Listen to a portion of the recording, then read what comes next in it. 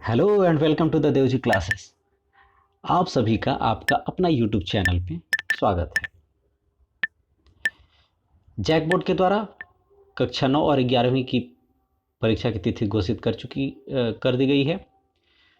तो कक्षा 11 के तैयारी करने के हेतु आपका अपना यूट्यूब चैनल आपके लिए चैप्टर वाइज सीरीज लेकर आया हुआ है। उसी में हम आज जियोग्राफी का जो फर्स्ट चैप्टर है उस चैप्टर के बारे में भौतिक भूगोल के जो मूल सिद्धांत का जो बुक है उसमें भूगोल एक विषय के रूप में जो पहला चैप्टर है उससे संबंधित जितने भी एमसीक्यू संभावित प्रश्न हो सकते हैं उसको लेकर के हम उपस्थित हुए। साथ ही साथ हम लोग मॉडल टेस्ट क्वेश्चन पेपर भी देखेंगे जो कि जैक बोर्ड के द्वारा निकाला गया था और उसमें इस चैप्टर से जो भी प्रश्न आए हुए हैं उसका भी हल देखेंगे। तो आइए शुरू करते हैं वीडियो अगर आप इस चैनल पर नए हैं तो पहले आप सब्सक्राइब कर लें। चलिए शुरू करते हैं वीडियो को। सबसे पहला क्वेश्चन है कि निम्नलिखित में से कौन सी भौतिक भूगोल की शाखा नहीं है। भौतिक भूगोल की शाखा नहीं है। तो ये सारे क्वेश्चंस जो हैं वो आप ऑप्शंस पढ़ेंगे तो खुद ब खुद आप इसका हल कर पाएंगे। कह रहा है कि भौतिक भूगोल की शाखा नहीं है। भौतिक यानी फिजिकल से रिलेटेड, भौतिक से जलवायु फिजिकल से रिलेटेड है। चलो भैया ये है। मानव मानव जो है वो तो फिजिकल से रिलेटेड नहीं है। फिजिकल जियोग्राफी भौतिक भूगोल में क्या होता है? पेड़ पहाड़ पौधा जलवायु है ना, जल भूमि पठार क्षेत्र, ये सारे चीज़ों का अध्ययन जो होता है वो किस में होता है? भौतिक भूगोल में होता है। तो वही उसकी शाखा भी होगी। तो जलवायु विज्ञान होगा, जल विज्ञान होगा, भू आकृति विज्ञान होगा, लेकिन मानव शास्त्र नहीं होगा। तो पहला का सही ऑप्शन क्या हो जाएगा? Option number B. ठीक है, नेक्स्ट क्वेश्चन देखेंगे हम लोग। निम्नलिखित में से किसका संबंध जीव भूगोल से है? फिर वही चीज, जीव भूगोल जीव विज्ञान। Option number C will be the right answer. Next question, question number 3, निम्नलिखित में से कौन सा प्रक्रम भू सूचना से संबंधित है? किससे संबंधित है? भू सूचना से संबंधित है। तो पहला क्या है? दूर संवेदना है, संबंधित है ये। भौगोलिक सूचना तंत्र है ना। आप कमेंट सेक्शन में जीआईएस का फुल फॉर्म लिख करके बताएंगे कि जीआईएस का फुल फॉर्म क्या होता है। ठीक है, यहाँ पे क्या है कि भू सूचना से संबंधित नहीं है तो दूर संवेदना भी संबंधित है, भौगोलिक सूचना तंत्र भी संबंधित है और वैश्विक सूचना तंत्र भी संबंधित है। तो कौन सा नहीं है? सांख्यिकी तकनीक जो है वो भू सूचना से संबंधित नहीं है। तो इसका सही आंसर क्या हो जाएगा? Option number D. Next question क्या है? भूगोल का शाब्दिक अर्थ क्या है? भूगोल जो है भू प्लस गोल है, वो इंग्लिश जियोग्राफिका शब्द से बना हुआ है। जियोग्राफिका शब्द का प्रयोग जो थे वो इरेटोस्थेनीज के द्वारा किया गया था। इरेटोस्थेनीज, ठीक है, इरेटोस्थेनीज के द्वारा किया गया था। और ये दो शब्द से मिलकर बना हुआ है, जियो और प्लस ग्राफोस। ठीक है, तो जियो का मतलब होता है पृथ्वी, जियो का मतलब पृथ्वी, ग्राफोस का मतलब होता है वर्णन। ये दोनों जो जियोग्राफी शब्द है वो ग्रीक शब्द है। कैसा शब्द है? ग्रीक शब्द है, यह यूनानी भाषा है। ठीक है, तो जियो पृथ्वी और ग्राफोस का मतलब वर्णन, यानी पृथ्वी का वर्णन जो होता है वो भूगोल का शाब्दिक अर्थ होता है। तो चौथा का सही ऑप्शन क्या हो जाएगा? Option number C. भूगोल शब्द का सर्वप्रथम प्रयोग किसने किया? फिर अभी क्वेश्चन आ गया, एराटोस्थेनीज ने। भूगोल अध्ययन के प्रमुख उपागम कौन से हैं? ठीक है, तो भूगोल अध्ययन के दो उपागम होते हैं प्रमुख। एक होता है क्रमबद्ध उपागम और दूसरा होता है प्रादेशिक उपागम। क्रमबद्ध उपागम जो होता है वो विषय वस्तु उपागम, क्रमबद्ध उपागम को ही क्या बोलते हैं? विषय वस्तु उपागम। अच्छा, उसी में उसके बाद क्या होता है? प्रादेशिक उपागम। प्रादेशिक उपागम जो होता है वो विषय वस्तुगत भूगोल का उपागम का ही एक भाग है जो सामान्य, मतलब एक बृहत, उसका बृहत स्वरूप इंटीग्रेटेड रूप होता है, जो बृहत स्वरूप जा करके, और इसमें हम लोग छोटे छोटे क्षेत्र का भी, ठीक है, क्षेत्रीय स्वरूप का भी अध्ययन करते हैं। क्लियर है? तो क्रमबद्ध जो है उपागम, यानी क्रमबद्ध उपागम को क्या बोलेंगे? विषय वस्तुगत उपागम जो है वो बृहत, जो एक पार्टिकुलर क्षेत्र के लिए है ना, जो सामान्य, जो भूगोल का हम लोग सामान्य अध्ययन करते हैं उसका है, लेकिन उसी का इंटीग्रेटेड अगर हम लोग क्षेत्रीय स्वरूप का भी अध्ययन करने लगेंगे तो वो क्या हो जाता है? प्रादेशिक उपागम हो जाता है। क्रमबद्ध उपागम जो है वो किनके द्वारा, कौन भूगोलवेत्ता के द्वारा दिया गया? तो हम्बोल्ट जी के द्वारा दिया गया। उनका पूरा नाम क्या था? अलेक्जेंडर, है ना, अलेक्जेंडर वान हम्बोल्ट, ठीक है। और एक उन्हीं के साथी थे कार्ल रिटर के द्वारा क्या दिया गया? प्रादेशिक उपागम दिया गया। अब क्लियर हो गया? यहीं से ये इतने जो अभी जितने बातों का हमने जिक्र किया, इन बातों से कम 2 या 3 क्वेश्चन, अगर इसमें से इस चैप्टर से क्वेश्चंस आ रहे हैं तो इन मुद्दा से जरूर कोई ना कोई क्वेश्चन रहेगा ही रहेगा। ठीक है, नेक्स्ट क्वेश्चन हम लोग देखते हैं। प्राकृतिक तथा मानव के बीच अंतर संबंध कैसे स्थापित हुए? तो कैसे स्थापित हुए? अनुकूलन के द्वारा भी स्थापित हुए, अपरिवर्तन के द्वारा भी स्थापित हुए। तो 7वां का सही आंसर क्या हो जाएगा? ऑप्शन नंबर सी, ए और बी दोनों, अनुकूलन भी और अपरिवर्तन द्वारा, दोनों भी। विषय वस्तु उपागम किस भूगोलवेत्ता द्वारा दिया गया? अभी हमने बताया विषय वस्तु उपागम को ही क्या बोलते हैं? क्रमबद्ध उपागम। और क्रमबद्ध उपागम किसके द्वारा दिया गया? अलेक्जेंडर वान हम्बोल्ट जी के द्वारा। ठीक है, नेक्स्ट क्या है? क्वेश्चन नंबर 8, प्रादेशिक भूगोल की विभिन्न शाखाएं हैं। तो क्या क्या है भाई? क्षेत्रीय अध्ययन, हमने बताया बृहद स्तर पे जाकर क्षेत्रीय अध्ययन करते हैं, प्रादेशिक नियोजन का बात, प्रादेशिक विकास की बात करते हैं, यानी ये सभी जो है वो प्रादेशिक भूगोल की विभिन्न शाखाएं हैं। तो 9वां का सही आंसर क्या हो जाएगा? Option number D. Question number 10 देखिए, भूगोल में दर्शन के 2 अंग कौन कौन से हैं?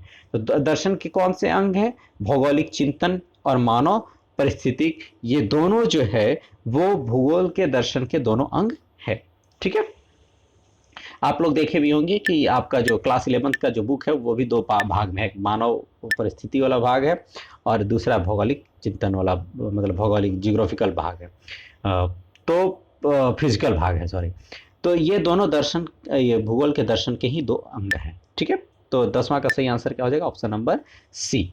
नेक्स्ट क्या है कि भौतिक भूगोल की प्रमुख शाखा है। भौतिक भूगोल की प्रमुख शाखा क्या है? तो भू आकृति विज्ञान है ही, जलवायु विज्ञान भी है, जल विज्ञान भी है, तो उपरोक्त सभी इसका सही आंसर हो जाएगा। ठीक है, नेक्स्ट क्वेश्चन क्या है? मानव भूगोल के अंतर्गत कौन कौन सी प्रमुख उपशाखाएं आती है? तो मानव भूगोल के अंतर्गत क्या क्या आएगा? जनसंख्या उसमें आएगा, सामाजिक आएगा, नगरीय भूगोल आएगा, ये तीनों आता है मानव भूगोल में।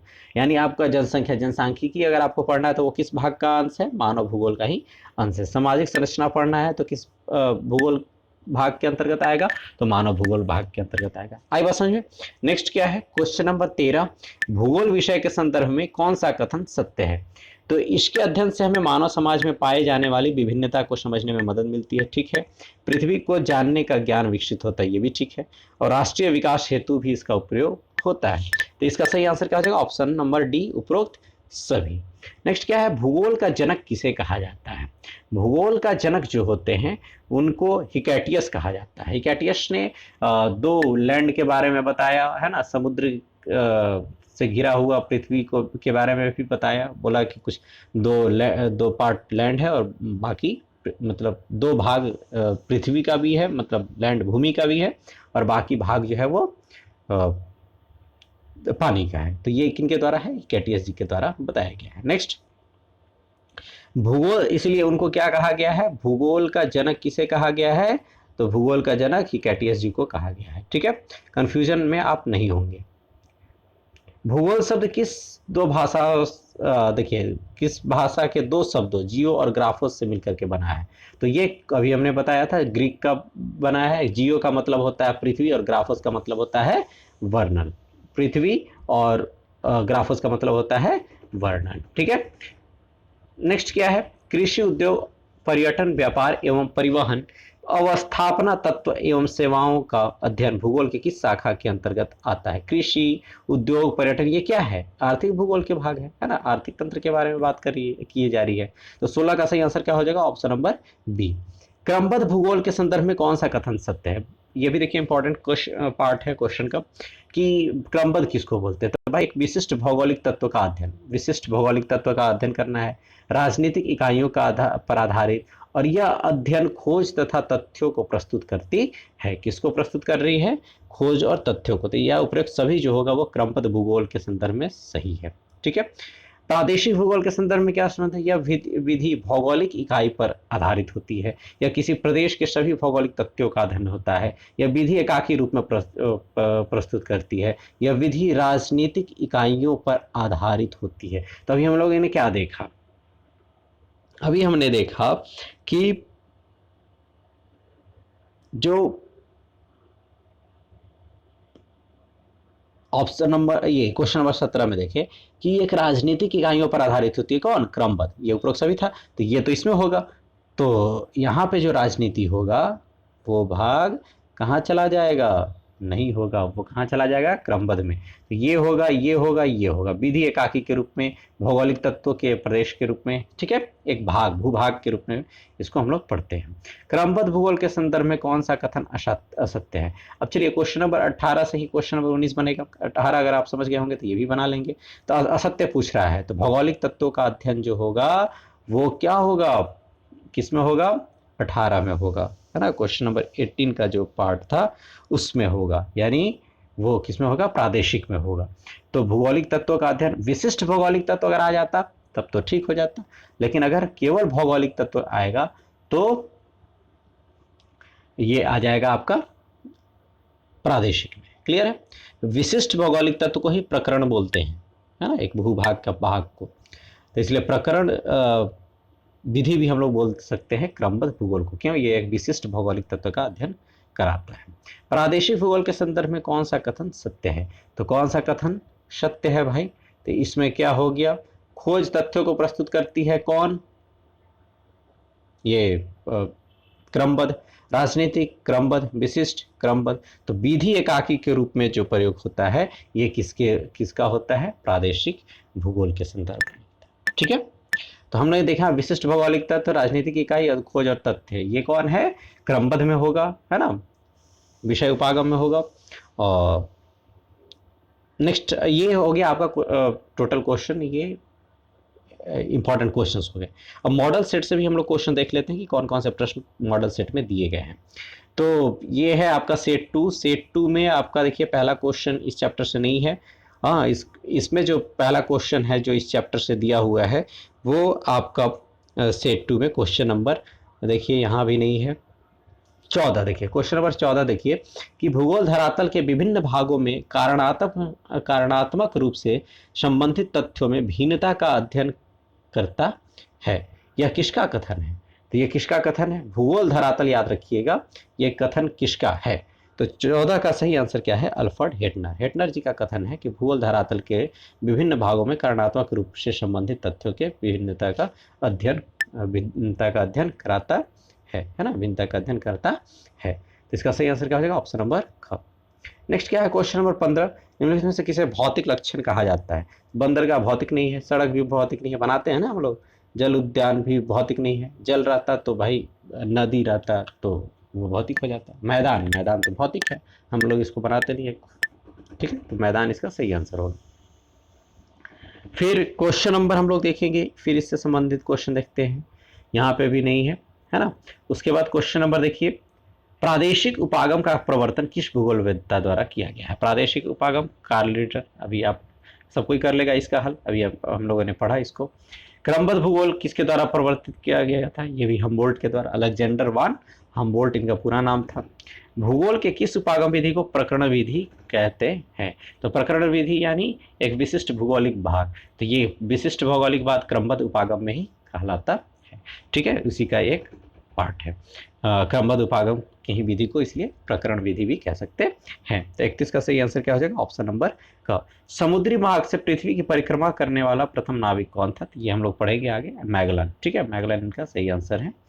नेक्स्ट क्या है हम लोग देखेंगे, 33, 34 रचना कौन वर्षन 40, इसमें अब नहीं है। चलिए आइए सेट 1 में देखते हैं। भूगोल का उद्देश्य धरातल की प्रादेशिक या क्षेत्रीय भिन्नता का वर्णन और व्याख्या करता है। भूगोल का उद्देश्य जैसी आया, आप लोग किसको मारोगे, हार्टशॉर्न को। रिचर्ड हार्टशॉर्न का यह कथन है।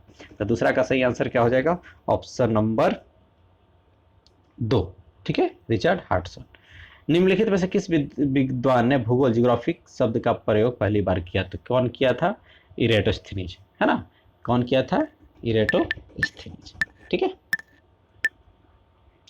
तो ये आपके इंपॉर्टेंट क्वेश्चंस थे, अरे इंपॉर्टेंट क्वेश्चंस भी थे, और साथ ही आपके मॉडल सेट से भी क्वेश्चन हम लोगों ने देख लिया जो कि इस चैप्टर से संबंधित थे। आई होप आप इस वीडियो को लाइक किए होंगे, अगर अच्छा लगा होगा, एंजॉय भी किए होंगे, है ना, को लाइक करें। और अगर आप इस चैनल पे नए जुड़े हुए हैं तो वीडियो को जरूर, चैनल को जरूर सब्सक्राइब करें, ताकि आपके पास और सारे क्वेश्चंस अलग अलग चैप्टर्स के पहुंच सकें।